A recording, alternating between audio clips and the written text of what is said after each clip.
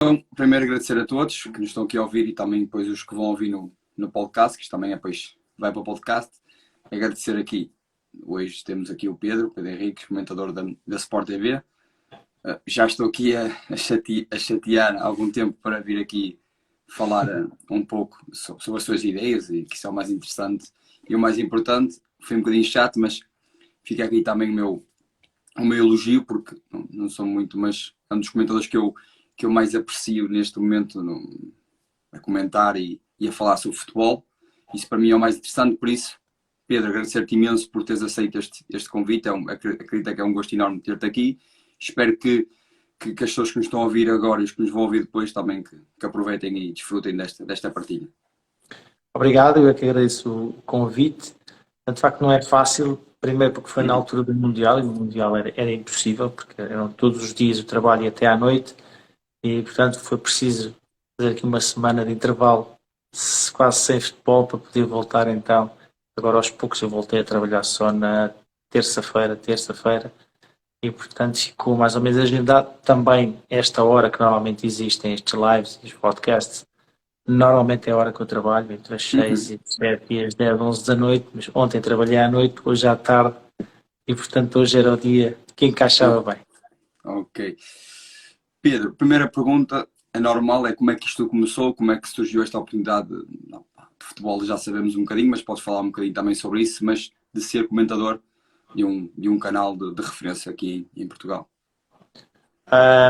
Foi por acaso, eu tinha deixado de jogar futebol em 2005, de forma prematura, eu tinha 30 anos, terminava o contrato e tinha o meu joelho já em péssimo estado.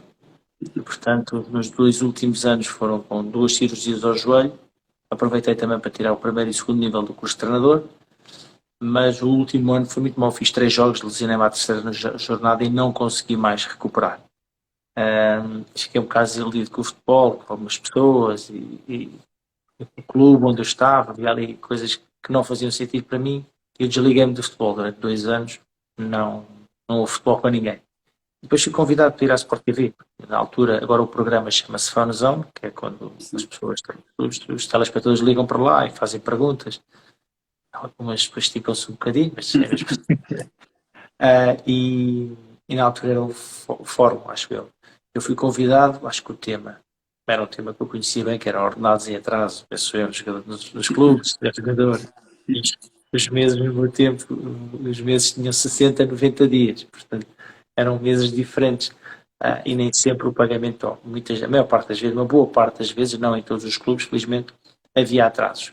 E, portanto, eu falei, não tinha, nem estava ligado ao futebol, portanto, falei à vontade, disse aquilo que pensava sobre o assunto e formas de poder resolver, ou pelo menos não permitir que fosse tudo à grande e à francesa.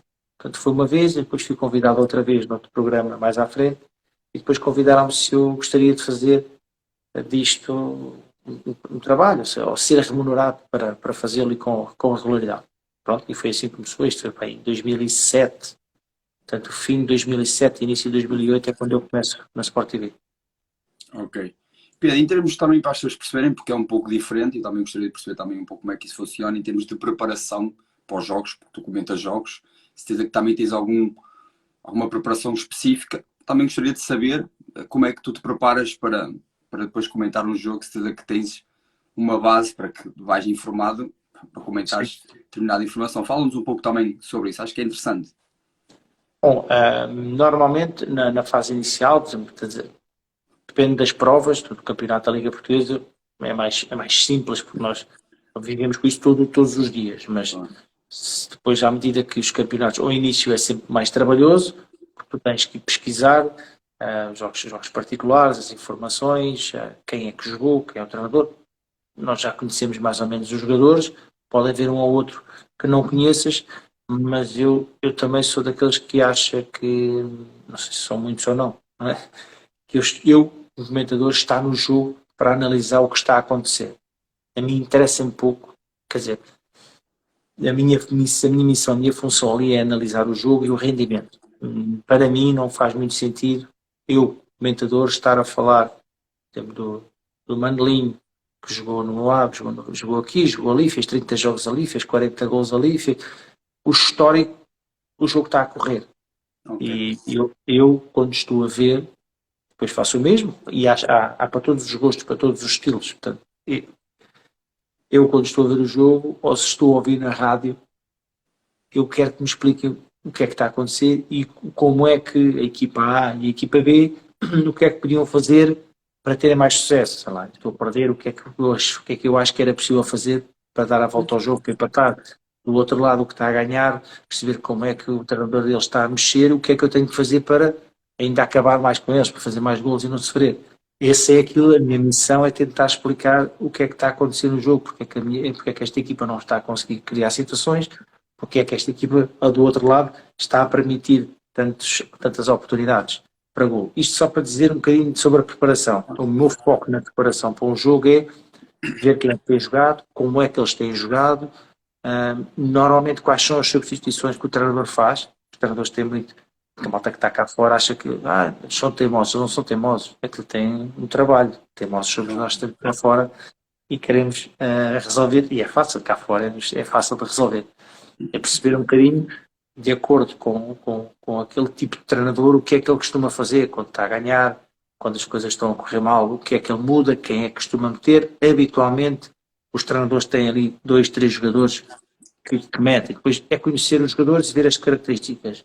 Normalmente é isso que eu faço. Se há castigados, se não há castigados, como é que costumam jogar, se jogam em 4-3-3, se jogam em 4-4-2, mas apenas para ser uma base, porque depois o jogo começa e aquilo, eu diria que é quase, acho que toda a gente fez cábulas, aquilo é uma cábula para eu poder, se precisar, poder ter ali informação que possa aplicar, ou na antevisão ao jogo, que nós fazemos, às vezes estamos ali a estender lençóis e a falar uma hora antes do jogo, e um bocadinho isto, falar do momento das equipas, dos jogos anteriores, o percurso, o que é que vem a seguir, os momentos, o que é que a equipa tem estado a fazer bem, o que é que tem estado a fazer mal. É um bocadinho isso, é ver, a base é ver jogos, porque comentar jogos de futebol sem ver jogos é difícil, porque é mais fácil ver. Isto é o início. À medida que o campeonato vai andando, chega uma altura que eu já sei, já quase nem preciso olhar, porque eu já sei mais ou menos, pode falhar. Não, eu também não acho que as pessoas estejam a acertar nos pontos todos. À medida que o campeonato vai decorrendo, nós vamos apercebendo, e eu já vi, sei lá, agora no fim de semana, eu vou fazer uma grande jornada do Benfica com o Portimonense. Eu já vi jogar muitos jogos do Benfica, houve agora esta pausa, este ano é um ano diferente. Nós vamos agora nesta altura e perceber como é que as equipas estão e já percebemos que há aqui mudanças. E o Portimonense também, eu já fiz jogos em estádio, quer do Benfica, quer do Portimonense, portanto tenho uma percepção ainda melhor, que a melhor coisa que há para mim é estar no estádio a ver o jogo, porque se vê coisas que não se vê na televisão, estando a comentar, há a vantagem de eu ter na televisão para me apoiar, para ver repetições de lances, que no estádio não dá para ver. Portanto, em televisão é isto, eu também faço rádio, voltei a fazer jogos para a Renascença, e a rádio é um registro diferente, em que ainda é preciso ser mais específico, porque as pessoas não estão a ver o jogo. Sim. Hoje em dia há muita moda, de fazer jogos em televisão como se estivessem a fazer jogos da rádio. Não sei se por migrarem muitas pessoas da rádio para as televisões, para os jogos, que eu na rádio estou habituado, e as pessoas devem se lembrar disto, quando há um remate, na rádio é sempre perigoso. Depois tu vais ver a repetição, o remate sempre para a bandeirola de canto, quase. Mas eles têm que dar emoção ao jogo, têm que dizer que passou a linha do meio campo, está-se a aproximar da área. Tu na televisão, as pessoas estão a ver. Eu acho que era preciso explicar outra coisa. Mas pronto, isto são pontos de vista da forma mais ou menos como eu vou preparando. Tá? Um bocadinho os jornais, no sentido de ver os jogadores disponíveis, os dados, a estatística. Uso muito a ferramenta do GoalPoint. Infelizmente eles foram lá pirateados do Instagram e é um problema. Aqui ao Twitter e ao site dá mais trabalho.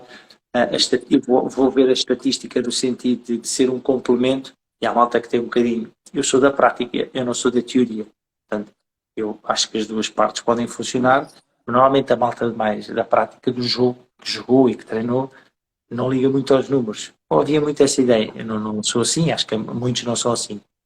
Olhares para os dados estatísticos não te explica o jogo, mas pode ajudar a complementar a informação. Portanto, eu vou procurando isso, vou vendo para alguns pormenores. Sei lá, sei que esta equipa faz poucos gols de bola parada, sofre muitos gols de bola parada, perde muitos duelos, recuperações de bola. Isso são dados importantes para quando acontece, tu dizes, já confirmou, ou se não acontecer, já não confirmou nada do estado.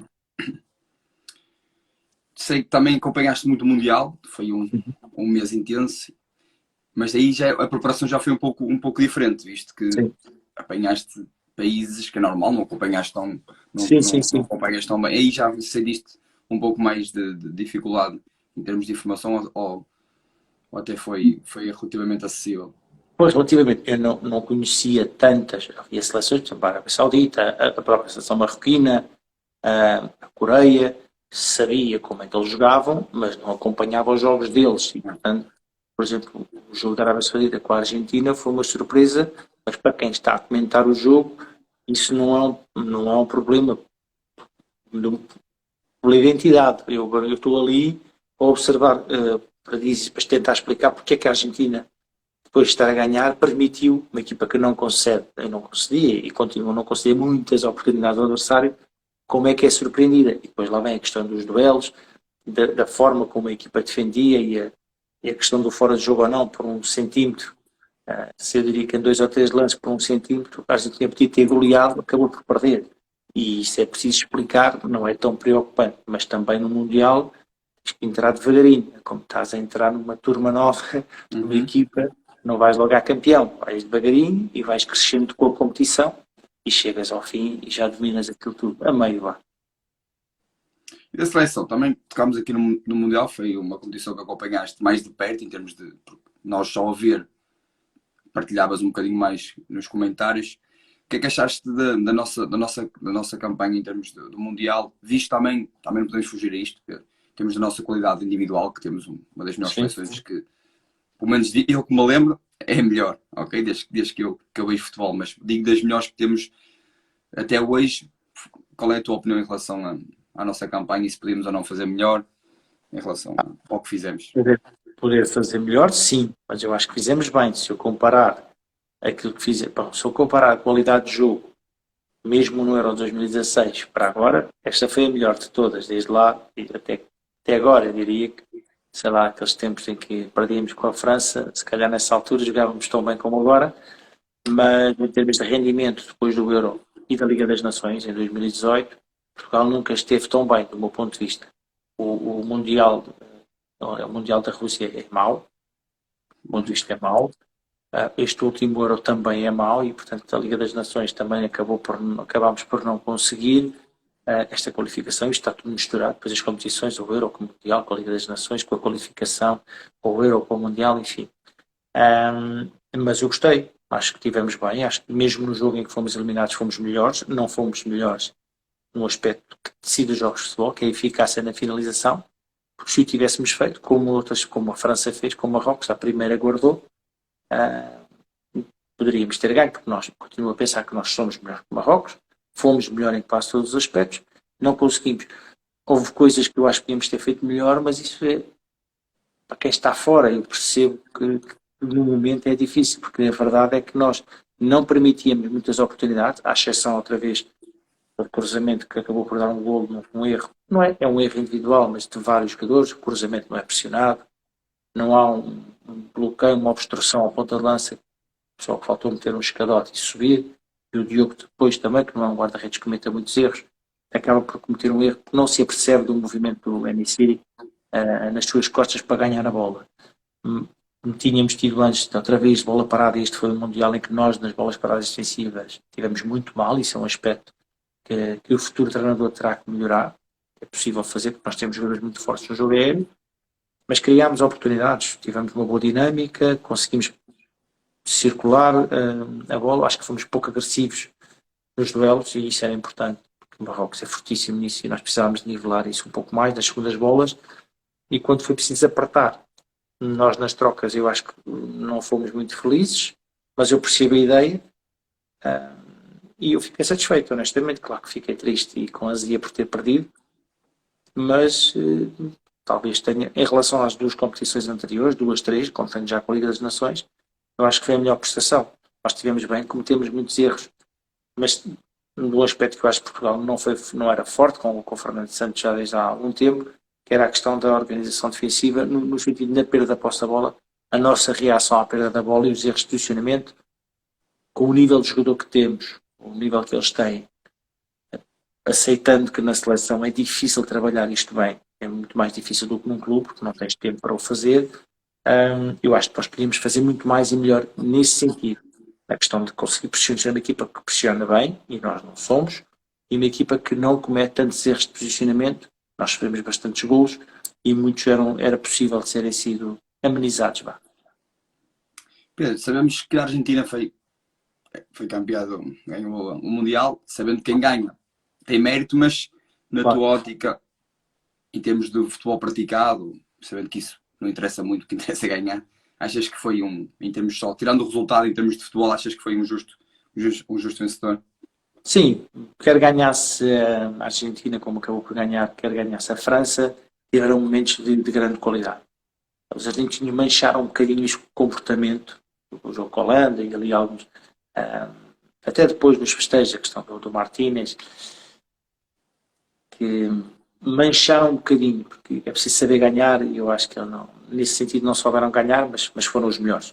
A França também esteve bem, com exceção daquele período que eles tiveram adormecidos, não sei se estavam drogados ou não, depois falou-se aí. Durante algum tempo. Eles estavam com um vírus qualquer manhoso e eles andaram 70 minutos a dormir dentro do jogo. Não era a França que eu acompanhei, fiz muitos jogos da França, mas a Argentina é uma equipa boa, muito boa, com muito talento individual e era uma verdadeira equipa, porque as equipas sem essa capacidade de trabalho, só com talento não dá. E a França tinha isso, a Argentina também tinha isso, houve outras equipas que também tinham isso, mas acho que sim, que acabou por ganhar a melhor seleção. Uma equipa que defendia muito bem, que tinha um treinador humilde e inteligente, o Scaloni teve muito bem, e algumas vezes que ele estava a ganhar por 1-0 e de repente punha-se a jogar com uma defesa a 5, sacava um médio, punha isto está maluco, mas não, a equipa não encostava atrás, não era para encostar atrás, era para preencher melhor o espaço e funcionava bem. Teve essa capacidade, e isso não é para todos, sacar o Paredes e pôr o Enzo, sacar o Lautaro e pôr o Álvarez, estava a falhar aqui o nome dele, e a equipa melhorou muito com estas duas Foi crescendo pedras. ao longo. A equipa melhorou no seu rendimento, com o Álvarez na frente, terror, o homem, além da qualidade que tem o rapaz, tem uma capacidade de trabalho impressionante, de pressionar, de criar soluções, e pronto, e acho que eles ganharam bem a competição. Pedro, as últimas duas perguntas só aqui também para finalizarmos isto também do Mundial, já que estamos a tocar nisto. Qual é que foi a seleção que te surpreendeu mais e porquê e o jogador? A que surpreendeu mais foi a seleção marroquina. Não estava à espera. Nós já tínhamos provado um bocadinho daquilo, mas o jogo, nós, por exemplo, com Portugal no Mundial da Rússia, que nós vamos um amasso de Marrocos, nem tocámos na bola. E acabámos por ganhar, acho que até foi o Ronaldo, bola parada, onde fez um dos golos, um gol de canto, mas muito difícil. Mas eles acrescentaram essa qualidade ao Amrabat, teve muito bem, o trinco deles equilibrava muito bem a equipa e saía a jogar. Portanto, acho que a seleção marroquina encantou-me pela forma como sabia defender e tinha qualidade para atacar. Que seleções é que um bocadinho do Canadá na fase inicial. Eu gostei muito do Canadá no início. Foram prejudicados por uma arbitragem medíocre. Até podiam o penalti não ter entrado. Eles tiveram um que foi assinalado e mais dois que ficaram por assinalar. Podiam falhar, mas... Eu gostei, por acaso gostei desse jogo, gostei deles, acho que eles estiveram bem. Tentar lembrar-me aqui rapidamente, a Croácia foi aquela Croácia que nós conhecemos, vou falando aqui um bocadinho das outras que não são as grandes. A Bélgica também um bocadinho. A Bélgica não me surpreendeu porque eu nunca espero muito da Bélgica. Já desde há muitos anos que é assim. Não me surpreendeu que tivesse caído. Então, também, já que falámos em termos de surpreenderam negativamente, então a Bélgica não, mas a Croácia, a Alemanha talvez. A Alemanha sim, a Alemanha foi uma decepção. E aqui é um bocadinho contra a natura, porque esta questão, e os homens já estão a debater isso um bocado, as características do seu jogo, dos seus jogadores, a forma como a Alemanha sofre gols é uma coisa inacreditável. É quase uma Alemanha a jogar à Guardiola, mas sem o Guardiola no banco. E de repente eles acham que o futebol é só atacar e estão a defender, parece que estão a ver o jogo na televisão. Aqueles gols com o Japão é uma coisa surreal, da forma como uma equipa, uma seleção como a Alemanha vai para casa mais cedo, por, por erros gravíssimos de desconcentração, não está focado no jogo, pouca agressividade e rigor, que não é nada a imagem de uma seleção alemã. Portanto, acho que a Alemanha terá sido a maior desilusão de todas, além da Itália que não esteve presente, que isso ainda é pior, mas a Alemanha terá sido a maior desilusão. Marrocos, uma equipa de sensação da prova, e de resto, portanto, a questão da Inglaterra, eu não esperava que a Inglaterra conseguisse chegar à final. Acabaram por chegar à final as duas equipas mais fortes. O Brasil também esteve bem, eu acho que o Brasil esteve bem, acaba por ser traído pelo, sei lá, excesso de confiança no jogo em que está a ganhar e consegue sofrer o gol em contra-ataque a acabar com a inferioridade numérica, mas acontece. Aqui tu falaste aqui da Itália de não estar, também uma questão por acaso, também para terminar aqui, surgiu-me, que eu lembro do selecionador italiano falar disto, que acha que o que ganha o europeu podia-se automaticamente ir ao Mundial, como quem ganha a Liga Europa vai automaticamente à Liga dos Campeões. Em termos disso, concordas com isso? Ou achas que isso não... Quer dizer... Ele disse aquilo só porque perdeu e... Sim, se não tivesse, nem se colocava essa questão. Eu não via isso como um problema. Quem ganha o Campeonato do Mundo está no Mundial a seguir automaticamente, quem ganha o Euro está no Euro. Acho que isso era... Agora, do Euro saltar para o Mundial não faz muito sentido, porque senão tinham que saltar todas. A da Ásia, quem ganha a CAN, quem ganha a Copa América, e às tantas já estavam 4 ou 5, já não sei quantas são, mas pelo menos 4 já estavam. Mas depois ainda faltavam aqueles que organizam e também e já estão... Sim, portanto o melhor é não... Caminho não havia playoff.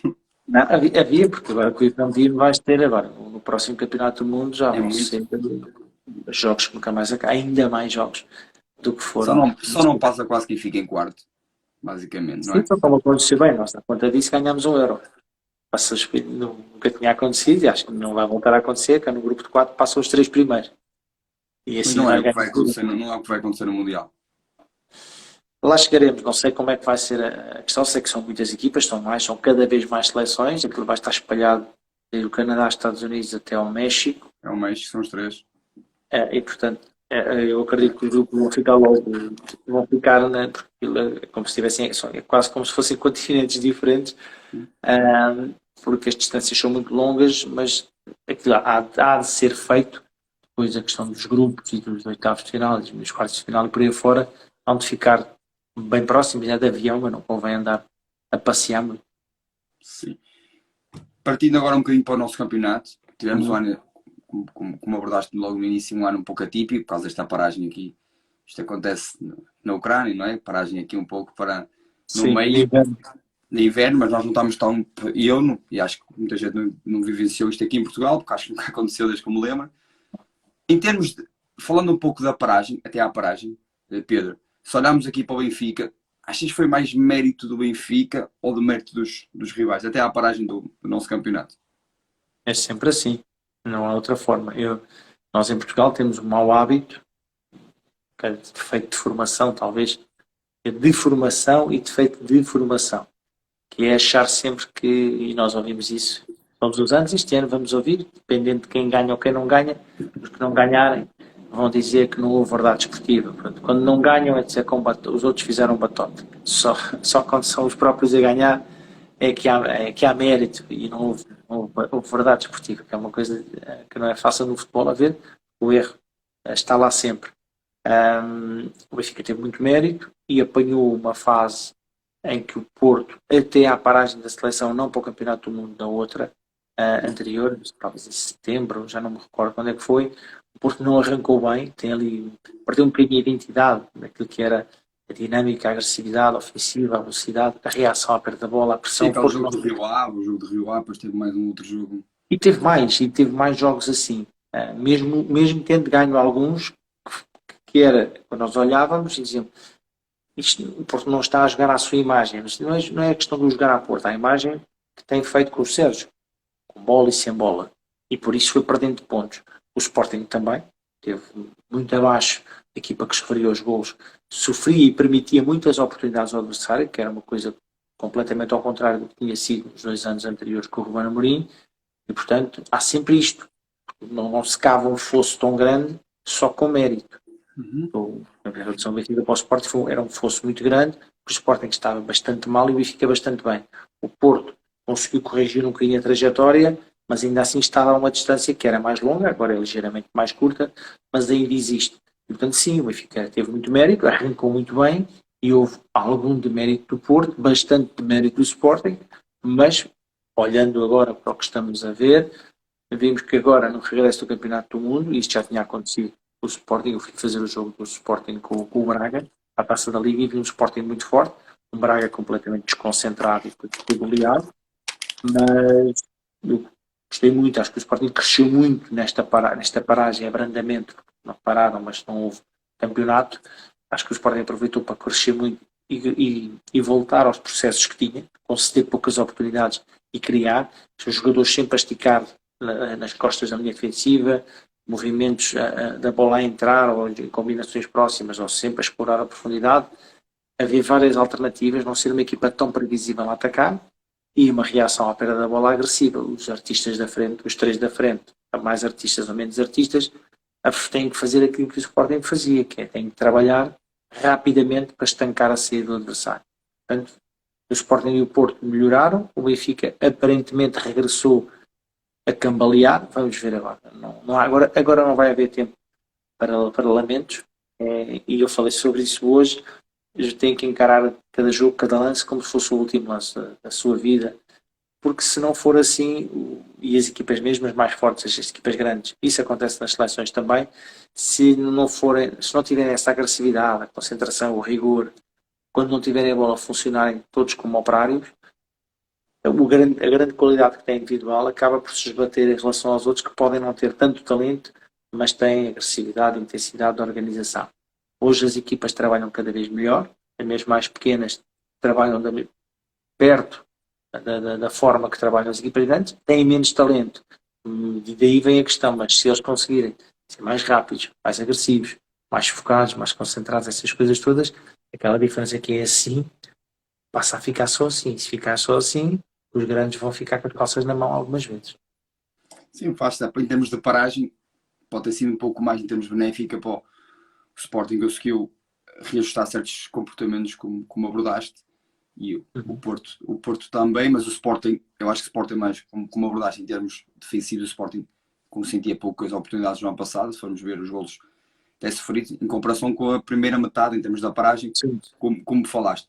Terminando aqui o Benfica, o que é que o Roger se veio trazer de diferente que os outros dois que tiveram, ou até os outros três que tiveram anteriormente que não estavam a conseguir, ou até o Jorge, falando do Veríssimo, mais estes dois, em comparação com o Roger, o que é que ele veio trazer em relação a haver esta tal mudança da primeira metade, antes da paragem para o uma ideia de jogo completamente diferente, uma intensidade de jogo completamente diferente.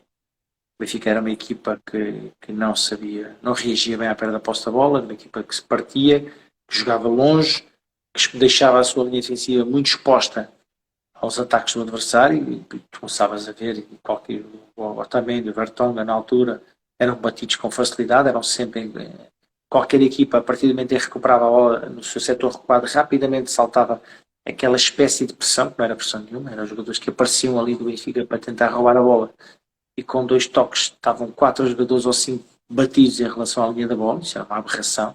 Isso pode acontecer de vez em quando, acontecer como comportamento não faz sentido nenhum, e depois era uma equipa que queria jogar sempre com a bola no pé.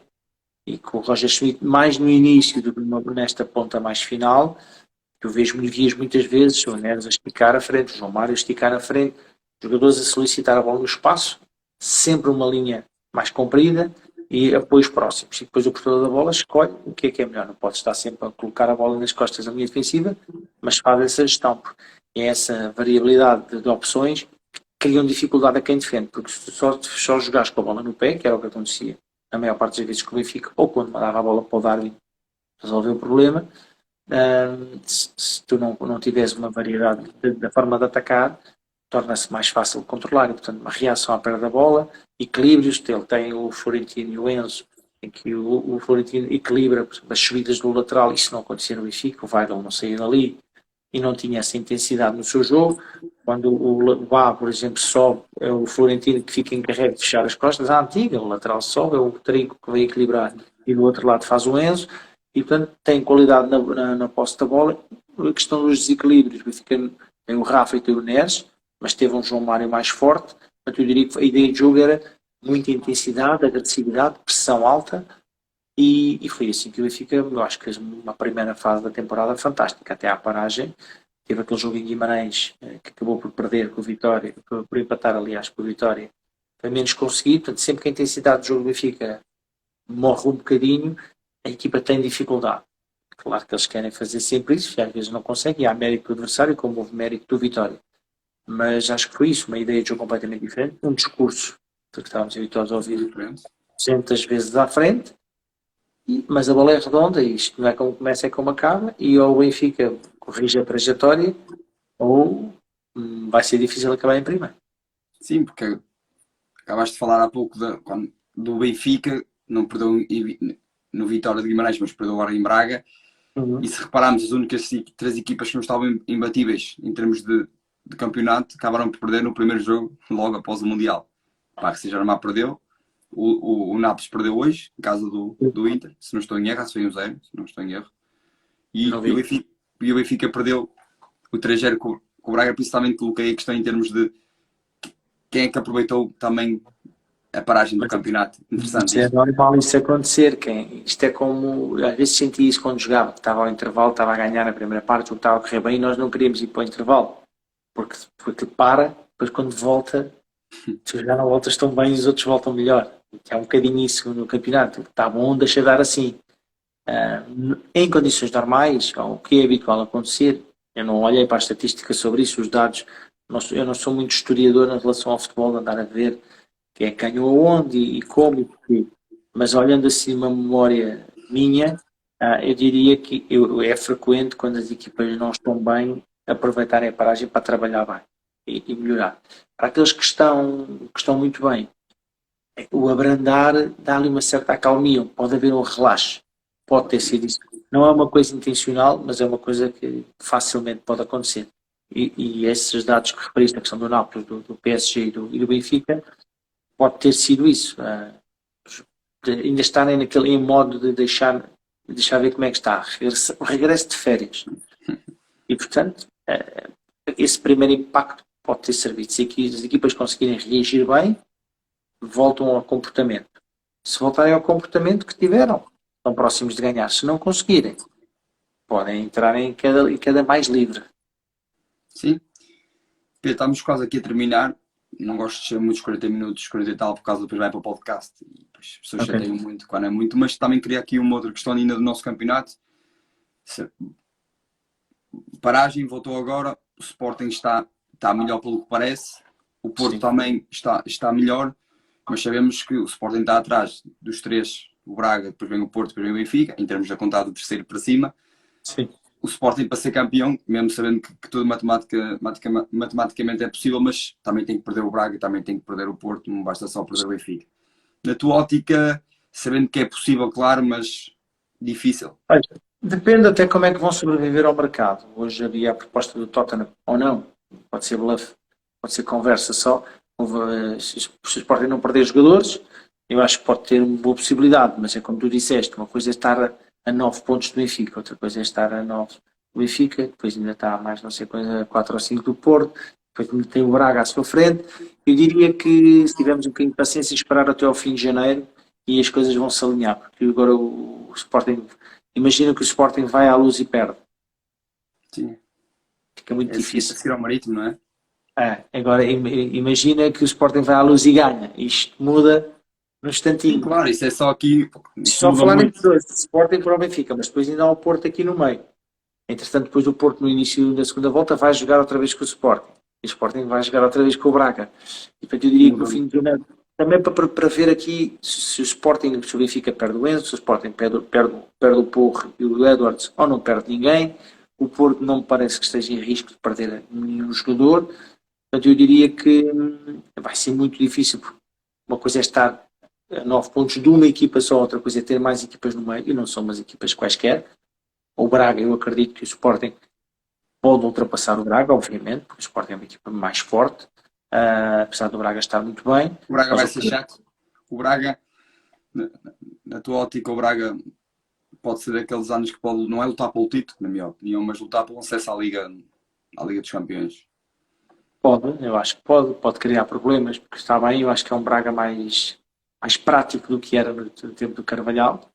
O Braga já é passado, jogava bem, tinha uma equipa de grande qualidade, continua a ter uma equipa de grande qualidade. Aquilo que aconteceu em Alvalade foi um tropeção, uma queda, espalhando-se ao comprido, também acontece aos melhores, mas eu tenho gostado muito de ver o Braga. Eu diria que das equipas, o Benfica teve ali fases de grande brilhantismo, mas não sei se calhar a seguir ao Benfica, o Braga, das equipas que eu mais gostei de ver jogar nessa primeira fase até ao Campeonato do Mundo, porque teve ali umas oscilações, também relacionadas com a competição europeia, e isso às vezes é mais difícil de gerir para uns do que para outros, mas acho que sim, que o Braga vai, não estou à espera que o Braga fique nos 2 primeiros lugares, mas também se acontecer, cá estarei para dizer, olha, lembras-te de eu ter dito que não estava à espera, afinal aconteceu. Claro, Não vejo que isso possa acontecer, porque vejo o Benfica forte, vamos ver como é que recupera deste abalo e da novela do Enzo, vejo um Porto próximo daquilo que foi a época passada, e o Sporting já mais próximo, muito de igual, apesar de atrasado nos pontos, igual àquilo que foi a época passada e na anterior, onde foi campeão. Portanto, acho que vai ser mais difícil para o Braga, mas eles estão na luta. Sim, isso não, nós não adivinhamos, estamos só aqui consoante como as equipas estão, mas como disseste, pode sair um, sair outro, e isso parece que não. O Sporting saiu o Mateus Nunes e teve influência logo, impacto. Não vamos fugir disso. Sair o Porro, eu não sei dar aqui uma percepção, acho que 20% da qualidade do jogo ofensivo do Sporting pode ficar afetada no corredor direito. Não há mais não, jogador. Não, eu acho que em termos de. Eu não estou a dizer que joguei, mas em termos de qualidade, acho que um é. São características completamente diferentes. O Jogai não é um desequilibrador, o Porro é um desequilibrador. Portanto, eu diria que o Jogai é um defesa e o Porro é um lateral extremo. O Porro cria muitos desequilíbrios. O Jogai não tem essas características, tem outras que o fizeram ser titular com grande qualidade no Braga e fazer alguns jogos no Sporting. Houve um ou outro que teve um menor rendimento, mas são características bem diferentes. E para o quinto lugar, é uma coisa que está ali um bocadinho chato. Casa Pia a chatear bem. Casa Pia a fazer uma boa. Quem subiu e está a fazer uma boa. O Vitória, assim, a oscilar um bocadinho. Mas na tua ótica, na tua opinião, sei dizer que vai ficar, porque isso, nem eu quero te perguntar isso, mas as equipas que vão estar lá a chatear umas às outras para garantir. Pondo já de prática que aqueles 4 vão estar a lutar pelos 4 primeiros, separando um bocadinho aqui o campeonato. Sim. Que eu acho que vai ser difícil para os outros se aproximarem desses. Mesmo Casa Pia neste momento ainda está lá, mas o Vitória já está assim um bocadinho, mas na tua ótica o Casa Pia mantém-se, não se mantém, acho, pelo que me parece. O Casa Pia é um case study, porque é surpreendente, acho que isto nunca aconteceu, uma equipa que subiu, ok, dar aquele primeiro impulso naquela primeira fase, mas depois acaba por quebrar, a verdade é que Estoril, naquela altura do Marco Silva, não? Sim, mas isso já foi há muito tempo, isso é um super Estoril. Sim, talvez nessa altura do Marco, sim, já foi há muito tempo.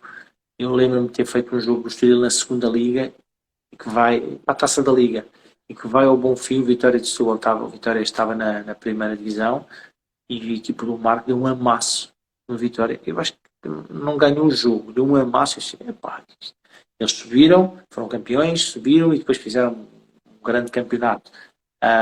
Mas não sei se o Casa Pia é uma equipa que é muito organizada e que o que faz bem. Portanto, é muito difícil, é uma equipa que sofre poucos gols, concede poucas oportunidades, tem velocidade no ataque e tem qualidade, está estruturado o clube e a equipa. O Vitória tem a tradição, o Vitória teve, não sei se ainda tem ou não, a questão financeira foi ali difícil, perdeu os jogadores, mesmo a questão da formação da equipa B, ou sub-23, foi preciso. Pronto, por questões financeiras, isso é sempre um problema, mas está lá, e portanto estou convencido que é capaz de chegar o Vitória, mas não aposto que será o Vitória, até pode haver outra que venha em crescendo, claro. Agora vai uma nova fase, mas até agora eu acho bem, eu tenho gostado da equipa do Vitória, aquilo que o Casa Pia tem feito também acho, eu diria que é tirando os 4 primeiros, é o campeão no sentido, com os recursos, uma equipa, um clube que veio sempre a saltar, é verdade que tem o apoio e tem e tem financeiramente um suporte de investidores, e isso dá-lhes uma margem para poder escolher bem e contratar jogadores. Mas depois não é só, é preciso ter alguém que os escolha bem, e de facto os jogadores que têm rendimento, e as escolhas têm sido boas, portanto, acertaram na maior parte. E isso eu não sou muito dado a sorte e azar. Não, acertas em poucas, tiveste muito azar, acertas em muitas, tens sorte. Eu acho que eles têm feito um trabalho de grande qualidade de prospecção e de escolher e identificar bem os alvos que contratam, portanto, é possível que eles não venham a quebrar. Portanto, se há muita gente à espera que eles quebrem, podem ficar à espera de assentarem-se um bocadinho, porque eu acho que eles estão fortes, como demonstraram ainda recentemente. Pedro, uma questão das competições europeias, também para terminarmos aqui. O que é que, em termos do sorteio, para as equipas que estão ainda nas competições europeias, o Sporting lá conseguiu ainda manter-se com o Marselha, a pensar que não estava qualificado, mas o que é que achaste do sorteio, quer do Porto e do Benfica na Liga dos Campeões, e do Sporting na Liga Europa e do Braga na Conference League? Eu acho que vamos ver agora o momento em que isto vai acontecer, porque houve esta paragem e as equipas não estão ainda no seu melhor momento. Eu vi já um Sporting muito forte, eu acho que tem boas perspectivas para poder, embora, obviamente, os jogos da Liga dos Campeões são sempre muito, muito apertados. A Liga Europa tem um percurso muito longo até chegar à fase que eu acho que será importante. Portanto, eu tenho boas expectativas em relação ao que possa vir a acontecer, mas, obviamente, o Porto e o Benfica têm tarefas. Obviamente, a equipa, a Liga dos Campeões vai apertar agora, e vamos também perceber um bocadinho aquilo que estamos a tentar perceber, o que é que está acontecendo em Portugal, porque isto também nunca aconteceu na Liga dos Campeões. Nesta altura não há paragens, portanto as equipas vêm e começam normalmente também em janeiro, que entram nas fases decisivas, só que agora houve esta paragem e as equipas quebraram muito. Este o exemplo do PSG, aquilo que aconteceu, e do Nápoles, e também ao Benfica. Portanto, deixa esperar para ver o que é que vai acontecer. Pedro, agradecer-te mais uma vez por teres aceito o meu convite para participar aqui e falar um pouco sobre a atualidade, o Mundial que acompanhaste, e aqui um pouco do nosso campeonato, que é sempre bom ouvir a tua opinião. Desejar-te os maiores sucessos profissionais e também, claro, e primeiro até devia dizer os pessoais. E mais uma vez um obrigado, e agradecer a todos que nos ouviram, e amanhã isto também está disponível no Spotify para quem depois quiser rever, ou quem não ouviu, ouvir outra vez. Ok, Pedro? Mais uma vez obrigado e um abraço. Obrigado. Obrigado, um abraço. Tchau, tchau.